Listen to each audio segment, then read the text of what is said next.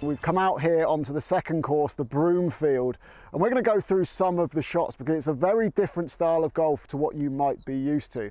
I've got Joe Brooks alongside me. Joe's made a great start to the season, and you're going to talk us through 3 shots that come in really handy when you're playing links golf or even just in the wind in general. So first of all, we're on the tee and you've got a driving iron in hand. So what's the plan here? Yeah, so got a 2 iron.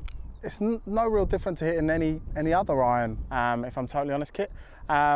Just trying to get it on the deck as quick as possible. You are getting sort of 50, 60 yards of rollout. So into the wind, it makes a massive difference. If you can get it on the deck and get it running, you might go up against and hit it as far as some guys' drives. All these golf clubs are designed to hit it in the air, so we don't need to help that. Put it a little bit further forward in your stance at address, kind of like a 3-wood or a hybrid or something like that, and then just swing on it.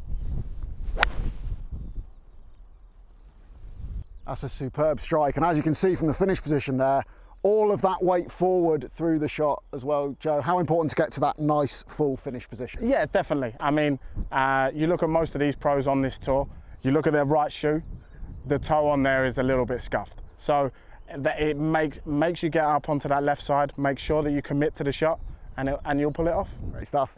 Let's go and find the next shot. Yeah. Another shot you can use out on a links course that you don't get to in too many other places, Joe, is the putter from, well, quite a long way off the green. When would you be choosing to use this shot? With this week, the greens are a little bit firm, so it's hard to kind of spin it, especially when there's probably not much green to use if you're trying to hit like a 58 or a 54 in there, something like that. So yeah, just trying to get it on the ground and hopefully get it somewhere near the hole. Yeah, is it as simple as your normal putting technique and just hit it a bit harder because you're further away? Yeah, definitely. I think obviously it's going to be a little bit slower coming out the fairways, but yeah, no real change in technique, just hit it a little bit harder and we'll see what happens. Let's see if you've got your iron.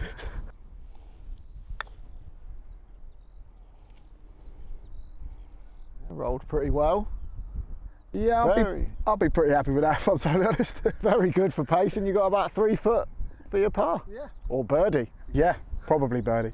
Definitely birdie.